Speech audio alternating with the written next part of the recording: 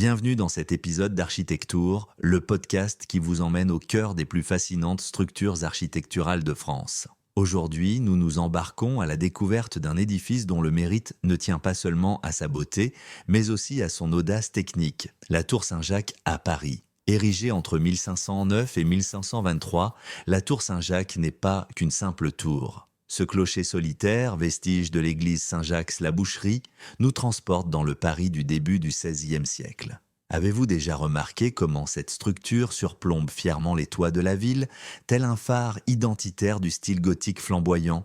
Débutons notre exploration par son architecture. La tour mesure 54 mètres de haut et se distingue par ses ornements détaillés et ses sculptures, véritables trésors décoratifs du gothique tardif.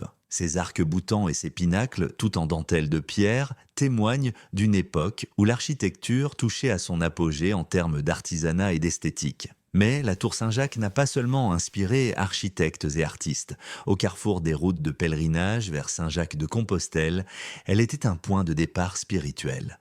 Symboliquement, elle élevait le regard des pèlerins vers le ciel, reflétant une quête d'élévation à la fois physique et métaphysique. A-t-elle influencé son époque? Absolument.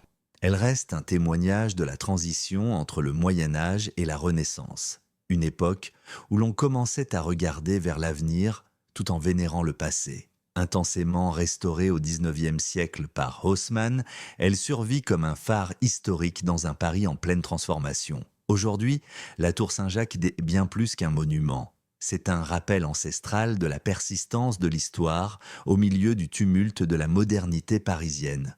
Un édifice où chaque pierre raconte une histoire, où chaque ornement murmure la gloire d'une époque écoulée. La Tour Saint-Jacques, en dépit des siècles, continue de capter notre imagination, se dressant vaillamment au milieu de la ville moderne, comme pour nous rappeler la beauté intemporelle de notre patrimoine. Ne manquez pas de la visiter lors de votre prochaine escapade à Paris.